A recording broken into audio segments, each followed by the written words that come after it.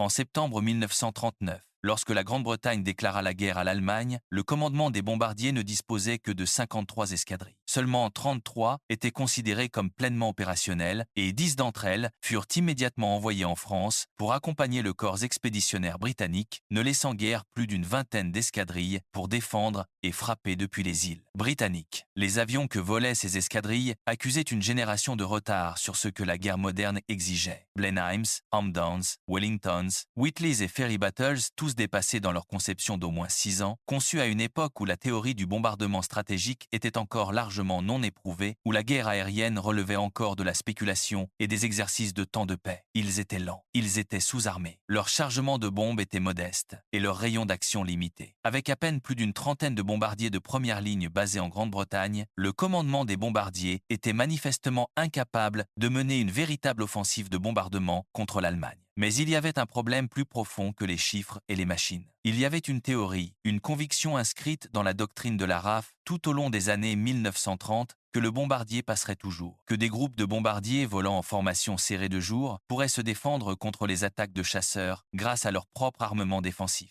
qu'ils pourraient trouver leur cible, les bombarder avec précision et rentrer chez eux sans avoir besoin d'une escorte de chasse. C'était une théorie née de l'optimisme de temps de paix et elle était sur le point d'être détruite par la réalité de la guerre. Tout au long des mois d'hiver, de 1939 à 1940, les bombardiers de la RAF furent envoyés en petite formation dans ce que l'on appelait des sorties de reconnaissance armée. Les jeunes équipages, maintenant les formations serrées préconisées par la hiérarchie des bombardiers, s'aventurèrent au-dessus de la mer du Nord et dans l'espace aérien allemand avec une confiance tragiquement mal placée. Ils furent rapidement désillusionnés quant à leur capacité défensive. Les résultats désastreux de ces premières incursions révélèrent avec une brutalité sans appel l'insuffisance de la théorie du bombardier sans escorte. Les chasseurs allemands, principalement le Messerschmitt 109, s'abattirent sur les formations britanniques à déplacement lent avec une efficacité dévastatrice. Bombardier après bombardier fut abattu du ciel. Les pertes n'étaient pas seulement lourdes, elles étaient insoutenables. Dans certains raids, un tiers ou plus de la force attaquante ne revenait pas. Les jeunes équipages, dont beaucoup sortaient à peine de l'entraînement, apprirent la leçon la plus dure qui soit, que les théories qu'on leur avait enseignées étaient fausses et que le prix de l'erreur à la guerre était la mort. Ces résultats catastrophiques contraignirent la RAF à restreindre ses bombardements aux raids nocturnes. À l'avenir, à la faveur de l'obscurité, les bombardiers auraient de meilleures chances de survivre, mais l'obscurité apportait ses propres problèmes. Trouver une cible de jour était déjà suffisamment difficile. En trouver une de nuit, au-dessus d'un territoire ennemi plongé dans le noir, avec seulement une boussole et les étoiles pour se guider, était un défi qui prendrait des années et des milliers de vies à maîtriser. Et pourtant, même dans ces sombres premiers mois, le commandement des bombardiers posait les fondations de ce qui deviendrait finalement la campagne aérienne plus soutenue et la plus dévastatrice de l'histoire. Des leçons étaient tirées, de nouvelles tactiques étaient développées, et quelque part dans les usines de Grande-Bretagne, les avions qui allaient transformer la guerre de bombardement prenaient déjà forme sur les planches à dessin et les chaînes de montage. La question était de savoir si le commandement des bombardiers pourrait survivre assez longtemps pour les utiliser. Les équipages qui volaient lors de ces premières missions portaient un fardeau qui allait au-delà des dangers physiques du combat. Ils étaient des pionniers dans une forme de guerre qui n'avait jamais été tentée à cette échelle. Tout était nouveau, tout était incertain. Les techniques de navigation qu'ils utilisaient étaient primitives. Estime, relèvement à la boussole et tout repère qu'ils pouvaient identifier à travers les trouées dans les nuages. Par une nuit claire avec une pleine lune, ils pouvaient peu être suivre une rivière ou une côte jusqu'à leur cible. Par une nuit nuageuse, ils volaient essentiellement à l'aveugle, faisant confiance à leurs calculs et espérant se trouver quelque part près de l'endroit où ils devaient être. Le froid était un autre ennemi en altitude, et la vibration constante des moteurs, heure après heure, épuisait l'énergie et la concentration même des équipages les plus expérimentés. Et il y avait toujours la conscience qu'ils pourraient ne pas revenir. Chaque salle de briefing, chaque abri de dispersion, chaque salle d'équipage de chaque base de bombardiers avait ses chaises vides, les places où des amis s'étaient assis la veille. Des amis qui n'étaient pas rentrés, des amis dont les noms seraient prononcés doucement, puis progressivement plus du tout. La rotation était implacable. De nouveaux visages apparaissaient, les anciens disparaissaient, et la guerre continuait. Les 16 et 17 décembre 1940, dans ce qui fut peu, être leur dernier raid significatif de cette année-là, le commandement des bombardiers de la RAF marqua un nouveau départ controversé dans la guerre aérienne. Le point de visée des 134 avions envoyés cette nuit-là n'était pas une zone industrielle ou un bâtiment particulier. C'était le centre même de la ville de Mannheim. Il s'agissait d'un raid de représailles mené en réponse directe au bombardement de Coventry et d'autres villes britanniques. Et il représentait un changement fondamental de politique. Jusqu'alors, le commandement des des bombardiers ciblait officiellement des objectifs militaires et industriels. Mannheim était différent. C'était la première attaque purement urbaine, le plus grand nombre de bombardiers britanniques envoyés à ce jour contre une cible unique avec le but explicite de frapper la ville elle-même. Les 14 premiers Wellington furent envoyés avec des bombes incendiaires. Leur mission, mettre le feu à la ville et marquer la cible par les flammes. Le reste de la force de bombardement suivit l'éclat des flammes, lâchant ces explosifs puissants dans le brasier en contrebas. Au prix de seulement 3 avions perdus et 4 autres s'étant écrasés au retour, la force détruisit 476 bâtiments, tua 47 personnes et en rendit 12 176 autres sans abri. La tactique consistant à utiliser le feu comme marqueur avait fait ses preuves. Elle allait devenir une pierre angulaire de la stratégie du commandement des bombardiers. L'année 1941 s'ouvrit pour le commandement des bombardiers par un raid. Le tout premier jour de l'année, plus de 100 avions décollèrent pour bombarder l'usine d'avions Focke-Wulf et d'autres cibles industrielles dans la ville de Brême. Le raid fut un succès et les pertes de la RAF furent légères. De fait, l'année débuta avec une nouvelle directive dans la continuité de celle émise fin 1940. Le pétrole était la cible principale. La machine de guerre allemande fonctionnait au pétrole, ses chars, ses avions, ses sous-marins, ses transports. Détruire le pétrole et la machine s'arrêterait. La logique était imparable. L'exécution, cependant, était une toute autre affaire. Les mauvaises conditions météorologiques de cet hiver continuaient d'entraver les opérations. Les nuages masquaient les cibles. La navigation était peu fiable. Les bombes tombaient sur des champs ouverts, sur des forêts, sur n'importe quoi sauf sur les usines qu'elles visaient. En mars, une nouvelle diversion surgit, éloignant les bombardements de ces cibles pétrolières prioritaires pour les 4 mois suivants. La priorité était désormais de contrecarrer la tentative allemande de couper les approvisionnements alimentaires de la Grande-Bretagne et ses liens avec les États-Unis. La bataille de l'Atlantique atteignait une phase critique et les sous-marins coulaient les navires marchands à un rythme alarmant. L'Amirauté, presque entièrement absorbée par sa campagne contre les sous-marins allemands menaçant les lignes vitales de la Grande-Bretagne, plaidait vigoureusement pour que des escadrilles de bombardiers soient employées contre les bases de sous-marins et surtout contre les navires capitaux allemands Scharnhorst, Gneisenau et Prinz Eugen qui étaient basés à Brest. À la mi-mars 1941, 17 nouvelles escadrilles avaient été ajoutées à la force et surtout ce qui était encore plus important, les premiers bombardiers lourds du nouveau type commençaient à entrer en service. C'étaient les avions sur lesquels les concepteurs travaillaient depuis avant la guerre, plus grands, plus rapides, capables de transporter des chargements de bombes plus lourds sur de plus grandes distances. Depuis avant la guerre, plus grands, plus rapides, capables de transporter des chargements de bombes plus lourds sur de plus grandes distances.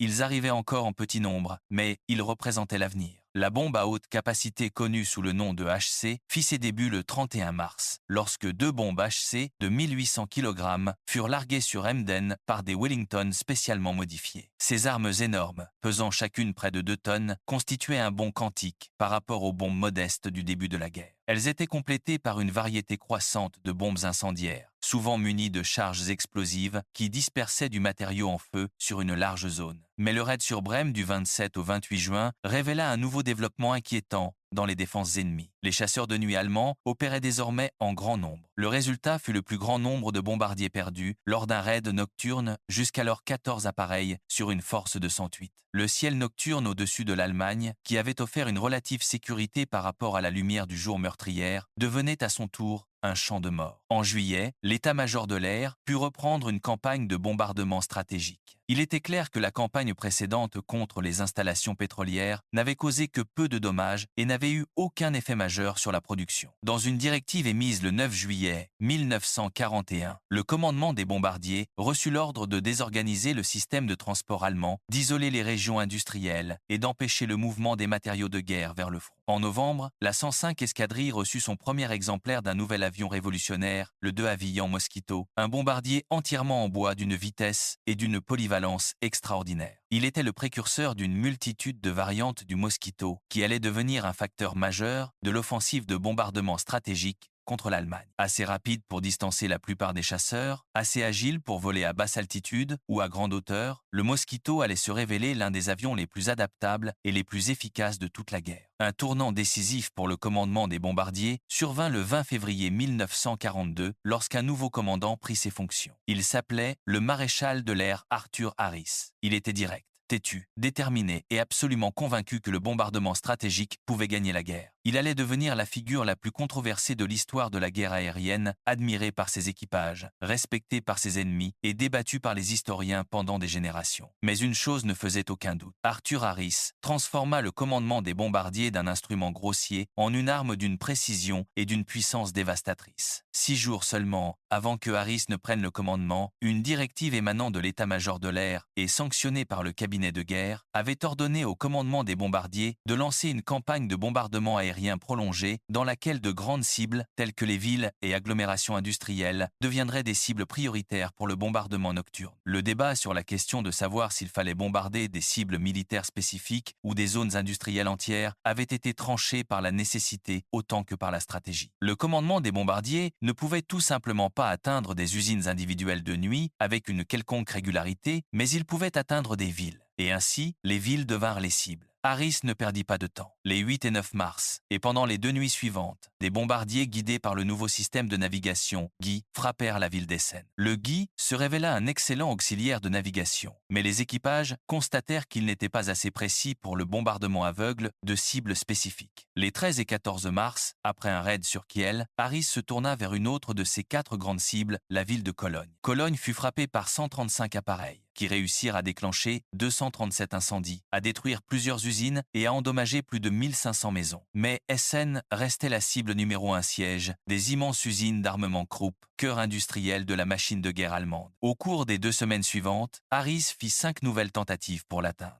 Chaque fois, le brouillard industriel qui planait sur la vallée de la Ruhr, combiné aux limites de la technologie de navigation disponible, rendait un bombardement précis presque impossible. Harris apprenait que la détermination seule ne suffisait pas. Il lui fallait de meilleurs outils, de meilleures tactiques et surtout plus d'avions. Et puis vint la nuit qui changea tout. Dans la nuit du 30 au 31 mai 1942, un total de 1046 bombardiers décollèrent en 2 vagues des aérodromes de tout l'est de l'Angleterre. Leur destination était Cologne. Ils étaient précédés de 88 appareils en sortie d'intrusion et de diversion pour dérouter les défenses allemandes. C'était un pari audacieux. Harris avait rassemblé tous les avions qu'il pouvait trouver, pas seulement des bombardiers de première ligne, mais des avions d'entraînement, des appareils de réserve, tout ce qui pouvait emporter une bombe et voler jusqu'en Allemagne. Il misait tout sur un seul coup massif. Jamais auparavant les chasseurs de nuit allemands n'avaient eu une telle opportunité en or. Plus de 1000 bombardiers traversant la mer du Nord en un fleuve concentré d'appareils. Mais aucun chasseur ne vint. Hitler, contre l'avis de ses commandants, avait commis une nouvelle de ses erreurs coûteuses. Il avait interdit à la Luftwaffe d'attaquer la RAF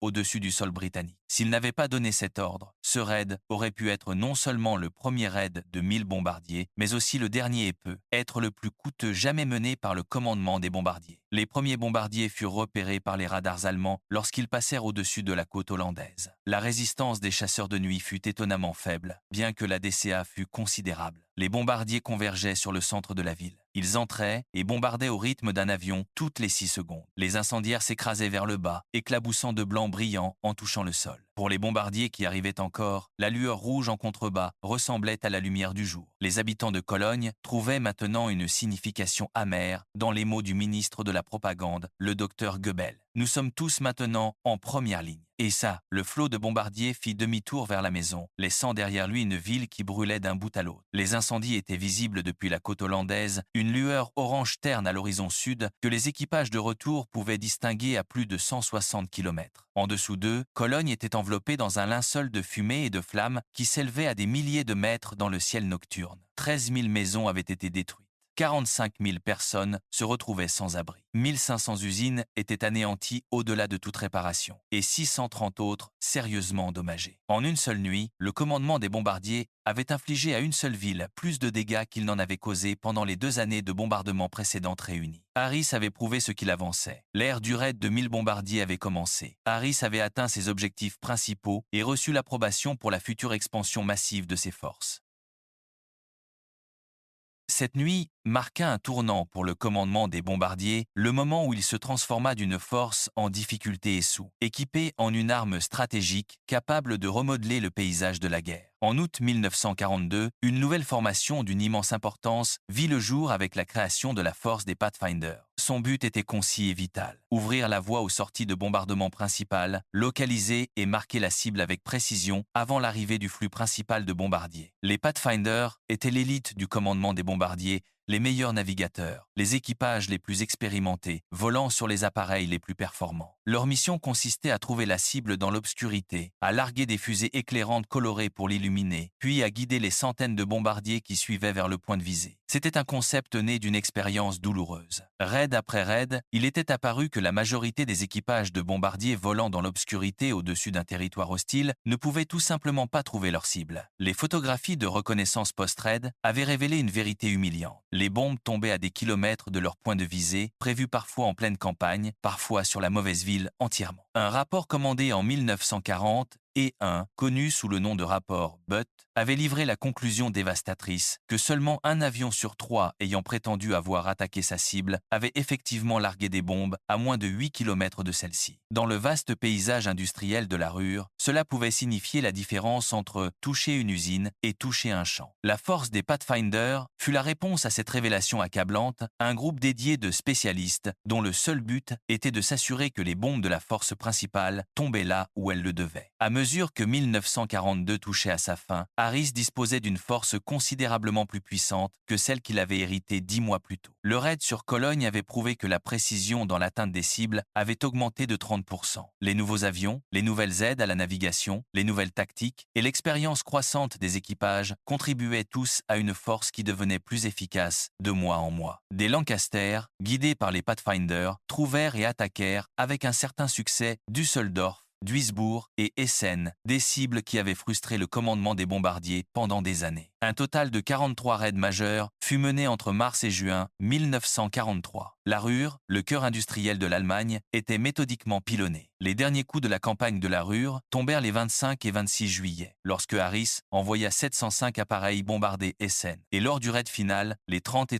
et 1 juillet, quand une force de 273 avions frappa la ville de Remscheid, une ville de la Ruhr non encore attaquée auparavant. Les 4/5 de la zone construite furent détruits, et plus de 100 usines et bâtiments commerciaux mis hors service. Et puis, dans la nuit du 16 au 17 mai 1943, survint l'une des opérations les plus audacieuses de l'histoire de la guerre aérienne. 19 Lancaster spécialement modifiés du récemment formé 617 escadron attaquèrent les barrages Meun, Eder et Sorp en utilisant des méthodes d'attaque précises à basse altitude et des conteneurs explosifs cylindriques spécialement construits, conçus par l'inventeur Barnes Wallis. Le raid des briseurs de barrages, comme il devint connu, captiva l'imagination du public comme aucune autre opération de la guerre. Mais le coût fut élevé. 8 des 19 Lancaster furent perdus, ainsi que 53 des meilleurs aviateurs du commandement des bombardiers. C'était un ratio de pertes qui aurait été insoutenable dans une campagne prolongée, mais en tant que coup unique et spectaculaire contre la machine de guerre allemande, il était sans égal. À l'été 1943, le commandement des bombardiers avait été rejoint dans ses offensives par les B-17 et B-24 de la 8e force aérienne de l'armée de l'air des États-Unis. Les Américains se concentraient sur les sorties de jour, volant en formation en boîte serrée, hérissée de mitrailleuses défensives, croyant, comme la rafle avait cru autrefois, que des bombardiers lourdement armés pouvaient se défendre de jour. Dans un premier temps, cette approche les contraignit à subir un taux de pertes élevé. Les chasseurs allemands, expérimentés et agressifs, exploitaient chaque faiblesse dans les formations américaines.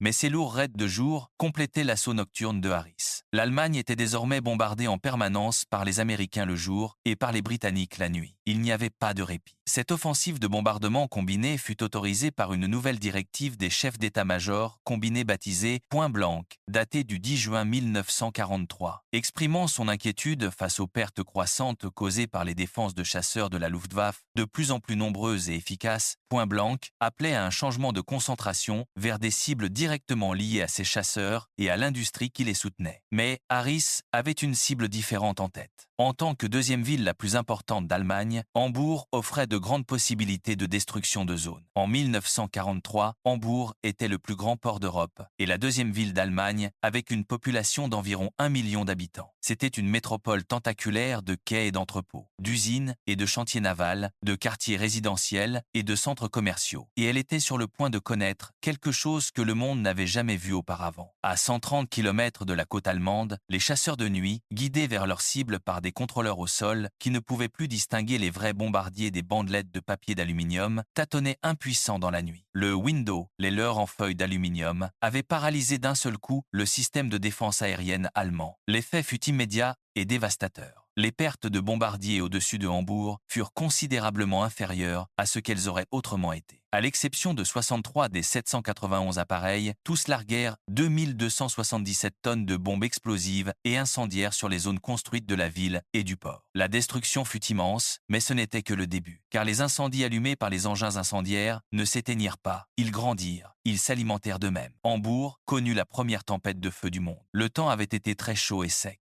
ce qui fit brûler les bâtiments à ossature de bois avec une facilité féroce. Les incendies individuels provenant de milliers de bombes incendiaires se propagèrent et se rejoignirent, passant de foyers épars à un inferno colossal. La chaleur montante était si intense qu'elle créa un violent courant ascendant, une colonne d'air surchauffé qui s'élevait à des milliers de mètres dans le ciel. Les températures au cœur de la tempête de feu atteignirent 800 degrés. Les routes asphaltées fondirent et bouillonnèrent. Les vitres se brisèrent sous l'effet de la seule chaleur. Les personnes dans leurs abris suffoquèrent, tandis que le feu consumait tout l'oxygène dans l'air au-dessus d'eux. L'inferno fit rage pendant des heures, consumant des quartiers entiers, réduisant des blocs d'appartements en cendres, faisant fondre les charpentes métalliques des usines et transformant les canaux en vapeur. 2 raids supplémentaires complétèrent la destruction effroyable de l'antique cité. La bataille de Hambourg fut l'une des séries d'opérations les plus concentrées et les plus réussies jamais entreprises par le commandement des bombardiers en termes de destruction. Les résultats étaient sans précédent dans l'histoire de la guerre aérienne. L'ampleur de ce qui s'était passé à Hambourg envoya des ondes de choc à travers la direction allemande. Albert Speer, le ministre de l'armement d'Hitler, déclara par la suite que 6 autres attaques de cette ampleur contre d'autres grandes villes allemandes auraient mis un terme complet à l'effort de guerre allemand. La production industrielle de Hambourg fut dévastée. Les chantiers navals qui produisaient des sous-marins furent réduits à des amas de métal tordu. Les raffineries qui traitaient le pétrole furent rasées. La population de la ville traumatisée, au-delà de tout ce qu'elle avait jamais vécu, s'enfuit par centaines de milliers, déversant sur les routes un exode massif qui submergea les villes et villages environnants.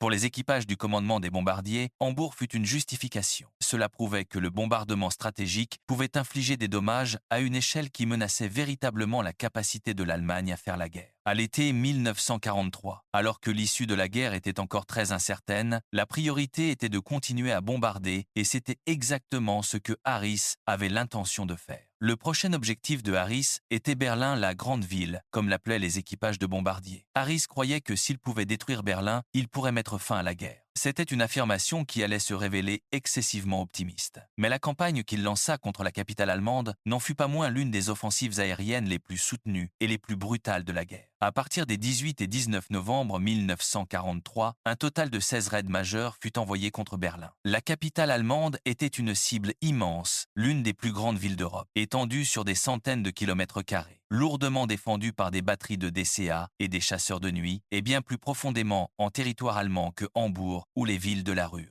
Les équipages qui volaient vers Berlin affrontaient les vols les plus longs et les plus dangereux de la guerre des heures au-dessus d'un territoire hostile, à travers des ceintures de projecteurs et de DCA traqués par des chasseurs de nuit dont les tactiques étaient devenues de plus en plus sophistiquées. Ces raids dévastèrent plus de 800 hectares de Berlin, tuèrent près de 6000 habitants et rendirent 1,5 million d'Allemands sans abri. Le quartier gouvernemental fut touché, des usines furent détruites. Des gares de triage furent mises en pièces, des quartiers résidentiels furent réduits en décombres. Mais Berlin était tout simplement trop vaste, trop étendue et trop lourdement défendue pour être détruite comme l'avait été Hambourg. Les conditions de tempête de feu qui avaient consumé Hambourg ne pouvaient pas être reproduites dans les rues plus larges et les constructions plus modernes de Berlin. Le coût pour le commandement des bombardiers ne fut pas léger. 492 bombardiers et leurs équipages furent portés disparus pendant la campagne de Berlin. Chacun de ces appareils transportait un équipage de 7 hommes. La mathématique des pertes était implacable et impitoyable. Près de 3500 jeunes hommes tués, capturés ou portés disparus au combat lors d'une seule campagne contre une seule ville. C'était un prix qui mettait à l'épreuve même la résolution de fer de Harris. Pour les équipages qui volaient vers Berlin nuit après nuit, l'expérience était une descente dans un enfer particulier. L'itinéraire les menait profondément en Allemagne, à travers des centaines de kilomètres de territoire ennemi défendus par les systèmes de défense aérienne les plus sophistiqués du monde. La force de chasseurs de nuit allemande avait évolué d'une poignée d'unités improvisées en une machine à tuer hautement efficace, équipée de radars embarqués et guidée par un réseau de contrôleurs au sol qui suivait le flux de bombardiers avec une précision mortelle. La DCA au-dessus de Berlin elle-même était la plus dense d'Allemagne. Des centaines de canons antiaériens encerclaient la ville.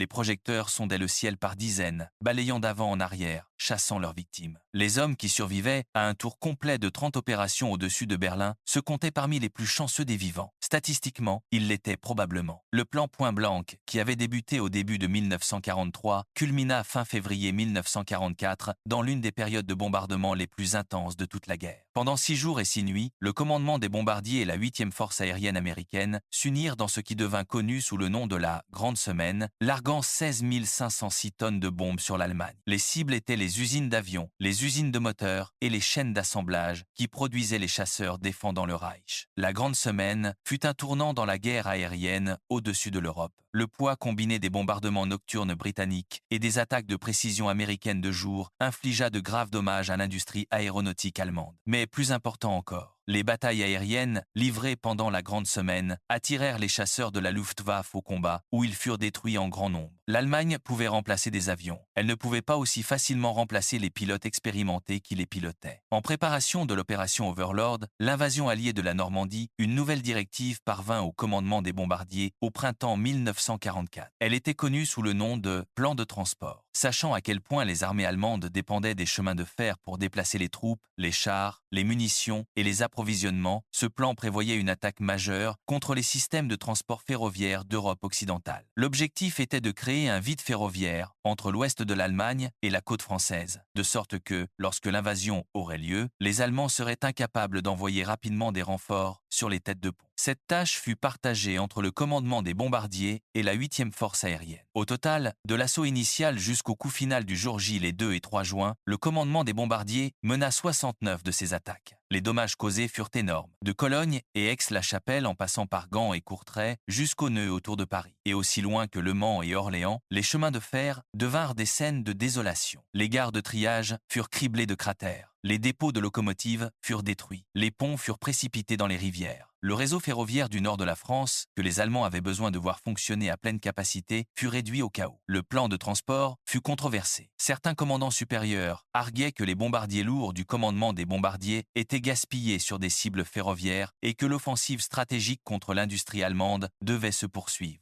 sans interruption. D'autres s'inquiétaient des inévitables pertes civiles françaises qui résulteraient du bombardement des nœuds ferroviaires dans les zones peuplées. Mais les résultats parlaient d'eux-mêmes. Lorsque les armées alliées débarquèrent sur les côtes le 6 juin 1944, la capacité allemande à déplacer des renforts vers la Normandie était paralysée. Des divisions blindées qui auraient dû atteindre les têtes de pont en quelques heures mirent des jours, voire des semaines contraintes d'effectuer de longs détours autour des ponts détruits et des carrefours criblés de cratères, harcelés par les avions alliés à chaque tournant. Le plan de transport avait accompli exactement ce pourquoi il avait été conçu. La machine de guerre allemande était mise à l'arrêt. Le commandement des bombardiers poursuivit ses opérations de mouillage de mines très productives, semant les eaux autour des ports allemands de milliers de mines magnétiques et acoustiques qui coulaient les navires et fermaient les ports. Ils attaquèrent les abris de sous-marins avec d'énormes bombes Tallboy, conçues pour pénétrer les épais-toits en béton. Ils frappèrent les villes côtières de Königsberg, Stettin, Brême, Emden, Kiel et Wilhelmshaven. Au début de 1945, la production de pétrole et de carburant allemande s'était réduite à un relatif filet, privant de carburant les avions, les chars et les transports qui combattaient encore désespérément sur tous les fronts. Les chasseurs restants de la Luftwaffe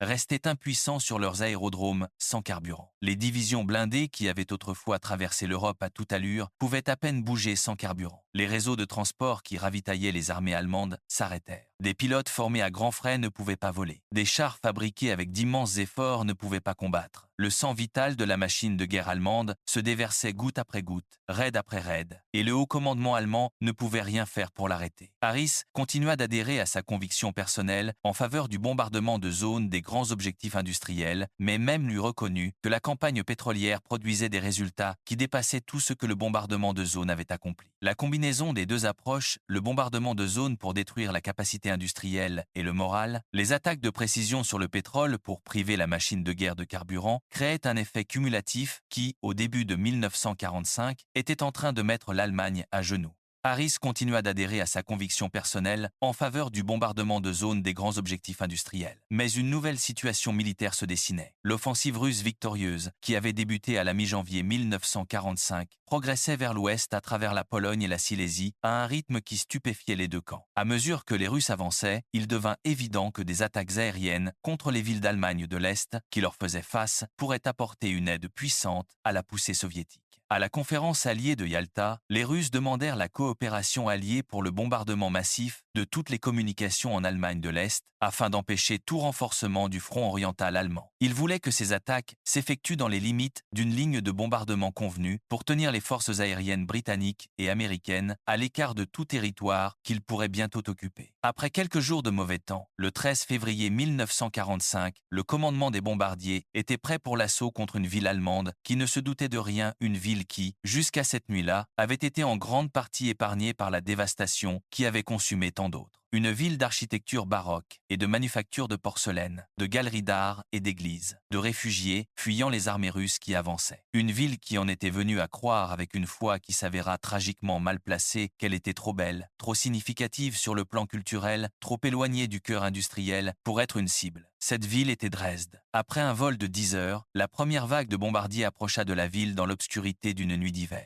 La ville, en contrebas, était mal préparée à son sort. Ses défenses anti-aériennes étaient minimales. Ses services d'incendie n'étaient pas équipés pour faire face à un raid majeur. Les incendies qui en résultèrent pouvaient être vus à une distance de 80 km. Comme à Hambourg, les incendiaires créèrent une tempête de feu qui consuma des quartiers entiers. La ville, bondée de réfugiés ayant fui vers l'ouest devant l'avance russe, était une poudrière. Les rues médiévales étroites et les bâtiments à ossature de bois alimentèrent les flammes, et la tempête de feu engendra ses propres vents terribles, aspirant l'oxygène des abris en contrebas et le remplaçant par de la fumée et du monoxyde de carbone. Beaucoup de personnes moururent dans les abris sous le poids écrasant des maçonneries effondrées. Beaucoup d'autres étaient piégés, mais les secouristes ne pouvaient pas les atteindre à temps, et des centaines périrent par asphyxie dans les jours qui suivirent. Les photographies de Dresde firent le tour du monde. La Frauenkirche en ruine, le squelette noirci du centre-ville, les longues rangées de cadavres étendus dans les rues pour identification. Pour la première fois, de sérieuses questions étaient posées non seulement par l'ennemi, mais par la presse et le public allié sur la question de savoir si la campagne de bombardement stratégique avait franchi une ligne, si la destruction d'une ville d'une telle importance culturelle, si tard dans une guerre qui était de toute évidence déjà gagnée, pouvait être justifiée par une quelconque logique militaire. Même Churchill, qui avait été l'un des plus ardents défenseurs du bombardement stratégique tout au long de la guerre, prit ses distances par rapport à Dresde dans ses suites. Le bilan moral que la campagne de bombardement avait différé pendant des années était finalement arrivé et il allait jeter une ombre sur l'héritage du commandement des bombardiers qui persiste jusqu'à ce jour. Le bombardement de Dresde enflamma un débat qui n'a jamais été résolu. Était-il militairement justifié? S'agissait-il d'une attaque légitime contre un nœud de transport par lequel les renforts allemands affluaient vers le front de l'Est,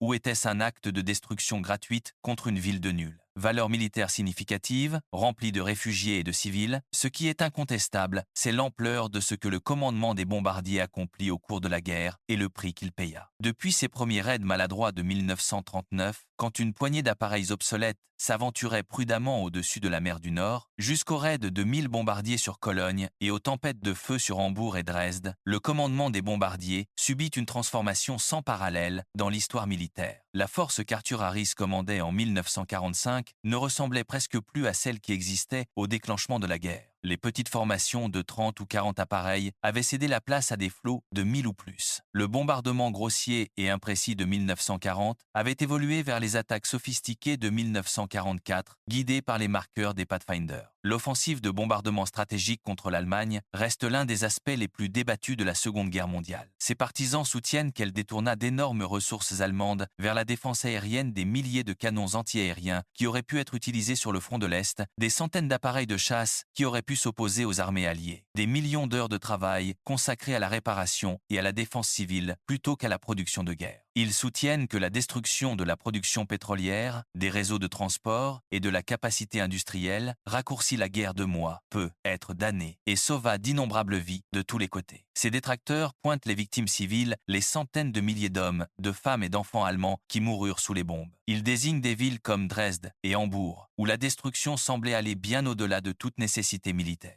Ils soutiennent que les ressources consacrées au bombardement stratégique auraient pu être mieux utilisées ailleurs et que le coût moral de la campagne était trop élevé. Dans un endroit qui n'offre de réconfort à personne, ce qui ne peut être contesté, c'est le courage des hommes qui volaient en mission nuit après nuit. Ils montaient dans leur Lancaster, leur Halifax et leurs mosquitos et s'envolaient dans l'obscurité, sachant que les chances étaient contre eux, sachant que n'importe quelle nuit, les projecteurs pourraient les trouver, la DCA pourrait les toucher, les chasseurs de nuit pourraient les intercepter. Ils volaient à des températures glaciales à 6000 mètres d'altitude dans des cabines non pressurisées, portant des masques à oxygène, guettant la flamme d'échappement révélatrice d'un chasseur de nuit approchant par derrière. Beaucoup d'entre eux sortaient à peine de l'adolescence. Ils venaient de Grande-Bretagne, du Canada, d'Australie, de Nouvelle-Zélande, d'Afrique du Sud, des Caraïbes, de chaque recoin du Commonwealth et au-delà. Ils s'étaient portés volontaires pour le travail le plus dangereux des forces alliées et près de la moitié d'entre eux ne rentrèrent pas chez eux.